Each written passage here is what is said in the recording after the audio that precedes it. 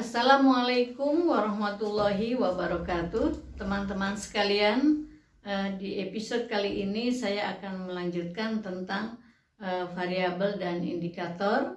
Nah, pada kesempatan ini saya beri topik ataupun konten kita kali ini yang akan dibicarakan adalah contoh-contoh indikator ya. Jadi nanti bisa kita simak apa saja contoh-contoh indikator.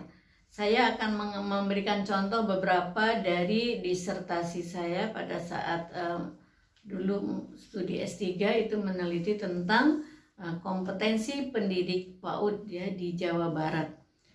Saya ambil contoh yang pertama yang saya ukur adalah motivasi berprestasi pendidik. Ada 4 poin, ada 4 indikator yang akan saya sampaikan, tapi 2 saja karena terlalu banyak. Nah, kita lihat yang pertama. Dari motivasi itu diurai menurut Maslow itu ada usaha untuk sukses, ada rasa percaya diri dan tanggung jawab terhadap tugas. Saya akan mencoba mengukur atau melihat indikator dari rasa percaya diri dan tanggung jawab terhadap tugas dari seorang pendidik PAUD ya.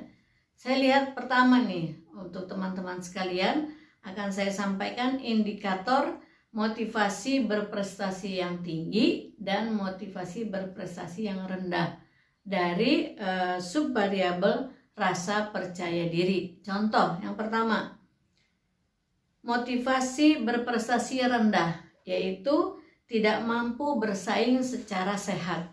Itu indikatornya. Yang kedua, tidak tekun dalam usaha. Indikator yang ketiga, tidak mampu menyelesaikan tugas dengan baik. Yang keempat, takut gagal. Nah, itu 4 poin itu menunjukkan adalah pendidik yang rasa percaya dirinya rendah. Lalu pendidik yang rasa percaya dirinya tinggi, indikatornya apa? Berikut ya. Memiliki kemampuan daya saing secara sehat. Yang kedua, tekun dan ulet ya di dalam berusaha. Dan yang ketiga, menyelesaikan tugas-tugas dengan baik. Yang keempat, berani mencoba sehingga berani menghadapi tantangan. Itu yang motivasinya tinggi.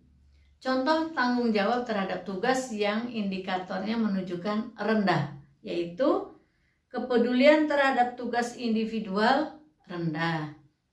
Kepedulian terhadap tugas kelompok rendah. Tidak mampu mengerjakan tugas dengan tepat waktu. Itu indikator yang rendah. Bagaimana dengan indikator yang tinggi? Berikut contohnya. Memiliki kepedulian yang tinggi atas tugas-tugas individual. Ya, kebalikannya dari tadi ya. Kemudian memiliki kepedulian yang tinggi atas tugas-tugas kelompok. Dan yang berikutnya, mampu mengerjakan tugas dengan tepat waktu. Nah, itu adalah contoh dari motivasi. Yang kedua, kalau kita lihat misalnya ada lingkungan yang mendukung, tidak mendukung. Misalnya, saya mau menyekolahkan anak di sekolah, tapi kok kayaknya lingkungan sekitarnya tidak mendukung. Lingkungan sekolahnya tidak mendukung. Apa ciri-cirinya? Apa indikatornya? Nah, ini contohnya ya.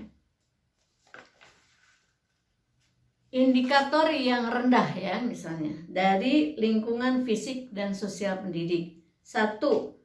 Gedung tempat belajar kurang memadai ya. Kemudian 2.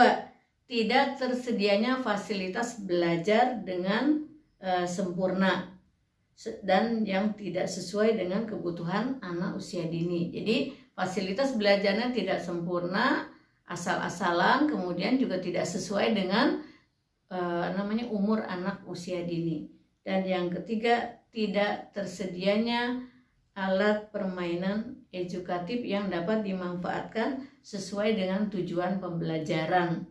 Itu yang rendah. Bagaimana yang tinggi? Ya, tinggal dibalik aja. Tersedianya gedung atau fasilitas sarana belajar yang sesuai dengan kebutuhan anak usia dini. Dan yang kedua, tersedianya fasilitas belajar dan bermain sesuai dengan kebutuhan anak usia dini. Dan yang ketiga, tersedianya alat permainan yang sesuai dengan kebutuhan pembelajaran anak usia dini. Baik teman-teman sekalian, itu dua contoh indikator yang menunjukkan tinggi dan rendah ya. Contoh yang ketiga ini barangkali supaya lebih mantap nih ya. Yang ketiga itu saya ambil contoh dari kompetensi pendidik ya.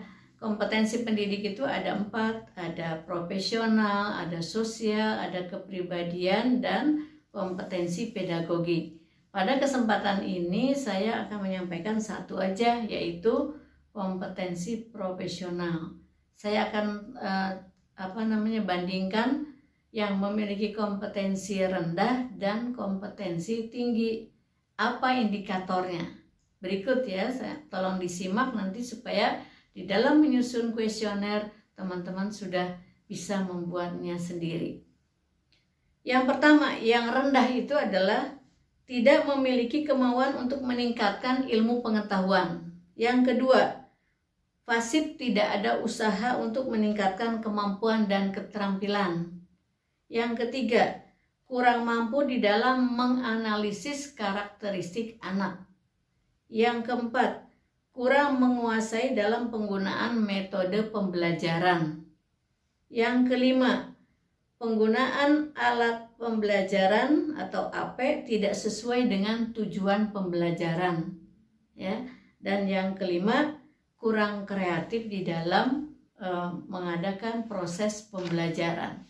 Itu yang kompetensi profesionalnya rendah.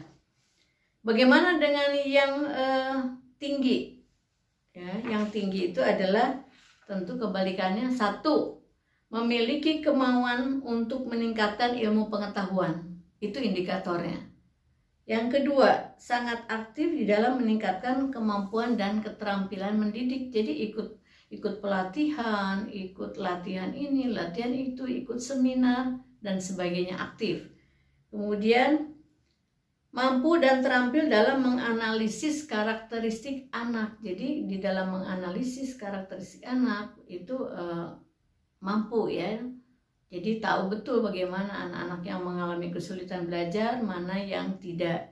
Kemudian yang berikutnya, sangat menguasai dalam menggunakan variasi metode pembelajaran. Dan berikut, sangat menguasai penggunaan alat permainan edukatif yang sesuai dengan tujuan pembelajaran. Dan yang berikutnya adalah memiliki kreativitas yang tinggi dalam mengkomunikasikan materi pembelajaran.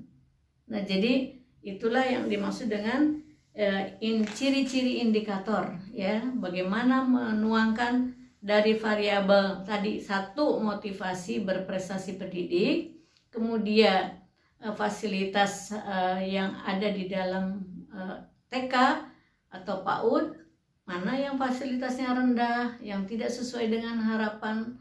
Kemudian yang ketiga adalah kompetensi pendidik anak usia dini. Jadi kalau kita lihat indikator itu harus kita buatnya itu yang bisa diukur gitu. Jangan yang tidak diukur, yang tidak bisa diukur. Kalau saya ibaratkan dalam tes, jadi kamu itu teman-teman sekalian jangan membuat tesnya itu tes uraian, harusnya tes tertutup, yang jawabannya itu adalah bisa diukur segera gitu. Siapapun yang akan mengukur jawabannya sama, itu indikator. Jadi jangan menggunakan pernyataan terbuka atau pertanyaan terbuka, yaitu yang ciri-ciri indikator. Jadi kalau misalnya mau melihat kalau misalnya yang terakhir lah saya ambil misalnya bagaimana komunikasi guru misalnya. Bagaimana mengukur komunikasi guru yang bagus, indikatornya apa? Misalnya kita katakan guru itu cara berkomunikasinya bagus ya dengan anak-anak. Masa? Indikatornya apa? Nah, kita lihat. 1, indikator kalau dia dianggap mampu berkomunikasi dengan anak didik. 1, mampu menciptakan keakraban dengan siswa atau anak didik. Yang kedua, memiliki kemampuan menjaga perasaan di dalam berkomunikasi. 3. Mampu menjalin persahabatan. 4. Selalu menciptakan lingkungan yang harmonis, selalu menciptakan keharmonisan. Kemudian mampu menerima pesan dengan jelas. Dan yang berikutnya adalah terbuka pada kritik. Nah, kalau guru memiliki indikator seperti tadi yang saya kemukakan, kita dapat menyimpulkan bahwa guru tersebut memiliki kemampuan komunikasi yang baik. Nah, baik teman-teman sekalian, itu sudah ada beberapa contoh dari disertasi saya tentang motivasi, kemudian tentang kompetensi dan komunikasi. Insya Allah dengan menyimak video ini, teman-teman yang akan membuat kuesioner akan lebih mudah ya. Terima kasih atas perhatiannya. Jangan lupa subscribe, like, dan komen. Share kepada teman-teman yang membutuhkan, yang sedang akan membuat alat ukur yang berupa kuesioner dalam penelitian kuantitatif. Terima kasih. Assalamualaikum warahmatullahi wabarakatuh.